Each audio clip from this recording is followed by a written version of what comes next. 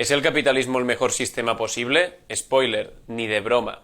Bill Gates publicó hace poco esta imagen en su cuenta de Twitter. Y añadía, este es uno de mis infográficos favoritos. Muchísima gente infravalora cuánto ha mejorado la vida en los últimos 2 siglos. Gates, uno de los hombres más ricos del mundo, venía a hacer con este infográfico una defensa del sistema económico vigente, el capitalismo. Tanto Gates como otros apóstoles del capitalismo basan su defensa de este sistema sobre todo en un dato, el de la pobreza extrema. Seguro que alguna vez habéis escuchado eso de que el capitalismo es el sistema que más gente ha sacado de la pobreza en toda la historia de la humanidad, como para justificar que debemos seguir con él. Este argumento lo repiten sin cansarse pregoneros del capitalismo como Escotado, Rayo, Lacalle o Sala y Martín, entre otros. La realidad es que el libre mercado nos beneficia a todos, especialmente a los más pobres. Ningún otro sistema económico ha sacado a tanta gente de la pobreza como el capitalismo. Y, por tanto, los más interesados en que haya capitalismo son los pobres, no los ricos. La pobreza está bajando. Y está bajando porque las economías de todo el mundo crecen, de casi todo el mundo crecen. Y una de las razones por las que crecen es que muchas de ellas han adoptado economías de mercado. Porque la reducción de la pobreza con el capitalismo ha sido tan absolutamente espectacular que en el rato en el que hemos estado charlando nosotros, han salido de la pobreza alrededor de 150 personas en el mundo. Su punto es simple, el capitalismo es el sistema económico que más gente ha sacado de la pobreza en toda la historia de la humanidad, por tanto, debemos seguir con él. Quizá no es perfecto, pero es el mejor que conocemos. Este dato de la pobreza extrema se muestra en el primero de los gráficos de Gates, en el que se ve como desde el año 1820, más o menos cuando el capitalismo se consolida y empieza a expandirse, ha habido un descenso brutal de ella. Tal y como lo presenta el gráfico de Bill, parece una evidencia incuestionable. Pero este gráfico es mucho más que cuestionable y además tiene alguna que otra trampa. Vamos a verlo. La primera y más clara trampa es esta. El Banco Mundial empezó a recoger los datos sobre la pobreza en el mundo en 1981, por lo que los números rigurosos y fiables sobre la pobreza se remontan como máximo hasta ese año. Entonces, ¿cómo consigue el gráfico de Gates llegar hasta 1820? Pues si vamos a la fuente original, Orwellian Data, vemos que para los datos de 1820 hasta 1980 se basan en una fuente que no es el Banco Mundial, sino el informe Desigualdad entre los ciudadanos del mundo de 2 economistas llamados Bourguignon y Morrison, cuyo objeto de estudio no fue exactamente la pobreza, sino la desigualdad. Además, varios países quedan excluidos de este informe y los datos de pobreza extraídos son cálculos a partir de estimaciones. Lo dicen en la propia web de Orwellian Data. El punto de partida de Bourguignon y Morrison es estimar la distribución global de los ingresos a lo largo del tiempo. El cálculo de la pobreza extrema se calcula luego con la parte de población mundial con ingresos por debajo del umbral de la pobreza, según la correspondiente distribución estimada de los ingresos. Desde 1981 hacia adelante tenemos mejores datos empíricos para la pobreza extrema. Desde 1981 los datos provienen del Banco Mundial, que basa sus estimaciones en encuestas a los hogares. Aquí hay peleas entre economistas sobre si los datos de Bourguignon y Morrison son válidos para estimar la pobreza durante esos años o no. Los de Orwellian Data obviamente dicen que sí y otros más críticos dicen que su fiabilidad es más que dudable. Pero sea como sea, es bastante claro que fusionar datos de procedencia y rigurosidad tan diferentes y presentarlos en un mismo gráfico cronológico, sin ninguna advertencia ni asterisco ni nada, es cuanto menos tramposo. Pero bueno, supongamos que el gráfico es más o menos acurado, pues aun asumiendo esto hay más cosas. Una de ellas es dónde sitúa el umbral de la pobreza. Lo sitúa igual que el Banco Mundial, en los $1,90 internacionales al día. Es decir, las personas que viven con $1,90 internacionales al día o menos viven en la extrema pobreza según el Banco Mundial y Gates. Paréntesis. ¿Qué son los dólares internacionales? Vale, el dólar internacional es una moneda imaginaria que se usa para medir la capacidad de compra de una persona en cualquier lugar del mundo. Toma de referencia lo que compra $1 en Estados Unidos en un momento concreto, el año 2011, y ajusta ese poder de compra a las monedas y precios del resto de países. La idea es que un dólar internacional puede comprar exactamente lo mismo en Estados Unidos, Mali o China. Muestra un poder de compra y por eso sirve para dar datos de pobreza a nivel global. El Banco Mundial lo resume así. Un dólar internacional compra en el país en cuestión una cantidad de bienes y servicios equivalente a la que compra un dólar estadounidense en los Estados Unidos. Fin del paréntesis. Entonces el Banco Mundial fija en $1,90 al día el umbral de la pobreza. Concretamente, el poder de compra de $1,90 en Estados Unidos en 2011.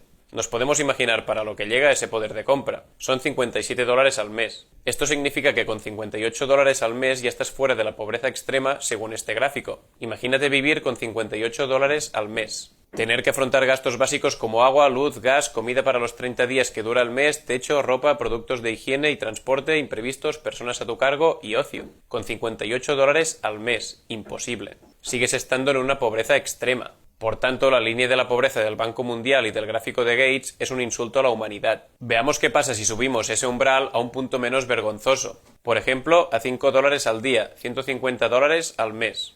El porcentaje de pobreza que nos sale es mucho mayor al que nos enseña Gates y además el descenso con los años es menos marcado. Subámoslo a $10 al día, 300 al mes. Difícil vivir dignamente con esto. Veamos. El descenso a lo largo de los años es mínimo y el porcentaje actual de personas viviendo por debajo de esa línea es del 65% de la población. Parece que si subimos el umbral de la miseria más absoluta, $57 al mes, a la indiscutible pobreza, 300 al mes, el gráfico favorito de Gates se desmorona bastante.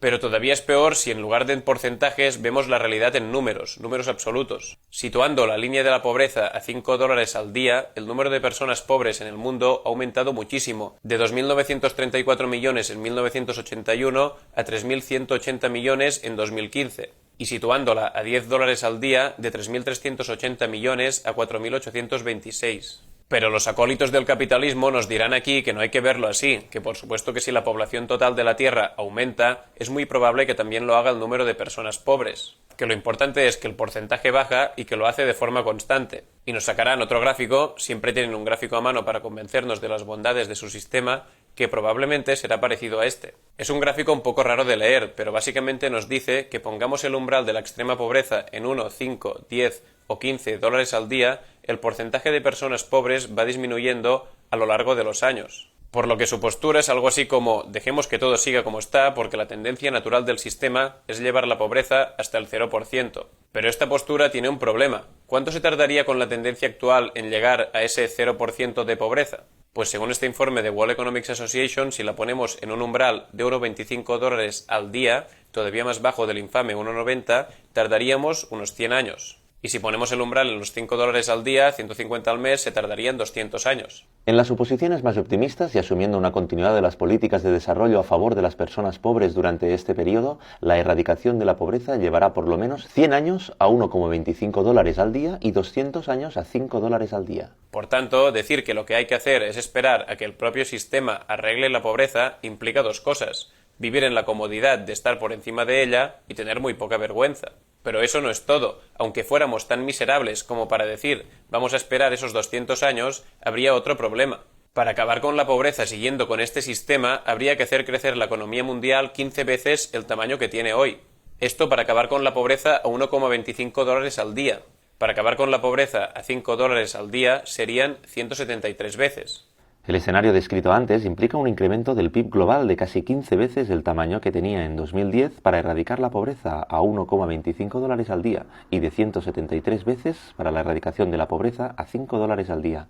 Aumentar 173 veces la producción actual cuando hoy estamos sobrepasando los límites físicos del planeta es una absoluta locura. Con la producción mundial de hoy, sumada a la de los años anteriores, nos encontramos en un punto en que el cambio climático está confirmado y alertado por la propia NASA. Como también está confirmado que su causa es el aumento de emisiones de CO2, unas emisiones que aumentan increíblemente con la expansión del capitalismo. El calentamiento global y su tendencia es de particular importancia porque es extremadamente probable, más del 95% de probabilidad, que la mayor parte de él sea consecuencia de la actividad humana desde mediados del siglo XX, y está sucediendo a un ritmo nunca visto durante décadas y hasta milenios. Un cambio climático que ya está causando ascenso de las temperaturas globales, calentamiento de los océanos, contracción de los casquetes polares y glaciares en todo el mundo, aumento del nivel del mar, de huracanes y de incendios y acidificación de los océanos. Y ya se empieza a hablar también de guerras del agua o water wars en un futuro nada lejano, guerras en diferentes regiones del mundo por el control de las reservas de agua, cada vez más escasas.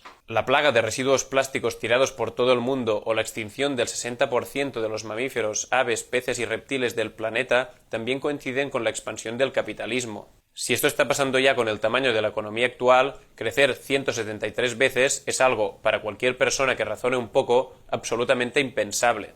Se acabaría con la pobreza porque antes se habría acabado con el planeta y sus especies, incluida la humana, por lo que declararse hoy anticapitalista no es ya una cuestión de humanidad, de ecologismo o de ser hippie, es una cuestión de puro instinto de supervivencia. Y otra cosa, ¿cómo es posible que haga falta tantísimo tiempo para acabar con la pobreza si cada año producimos más y más y más? La respuesta a eso, como seguramente sabes, es la desigualdad. El último informe de desigualdad global muestra que el 1% más rico de la población acaparó en 2016, últimos datos disponibles, el 22% de los ingresos totales que se generaron en todo el mundo, mientras el 50% más pobre de la población se quedó con solo el 10% de esos ingresos. Credit Suisse publicó en su informe de 2017 que el 1% más rico de la población poseía ya más del 50% de la riqueza mundial, acumulando este 1% más riqueza que todo el otro 99% junto. Esto lleva a datos grotescos, como que los 42 individuos más ricos del mundo tienen la misma riqueza que los 3.700 millones de personas más pobres. Entonces, el capitalismo, tal y como funciona hoy en día, tiene básicamente dos cosas muy malas. Una, que pone la generación de riqueza en el centro y por delante de todo, y dos, que reparte fatal esa riqueza.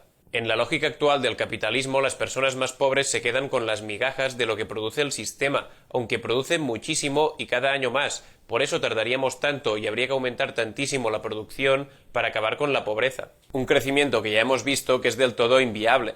Para acabar, vamos a dibujar otra línea que tampoco sale en el gráfico de Gates. La línea de una clase social que está por encima de la pobreza extrema, pero que cada vez es más consciente de sí misma y de que su vida consiste en trabajar, desplazarse del trabajo a su casa y de su casa al trabajo, y en prepararse tuppers para comer en el trabajo. Esa clase social es el precariado. Podemos situar el precariado en un gasto de $30 al día, $900 al mes. El porcentaje de personas en el mundo que viven con esto o menos es del 87%. Por tanto, el gráfico de Gates quedaría así.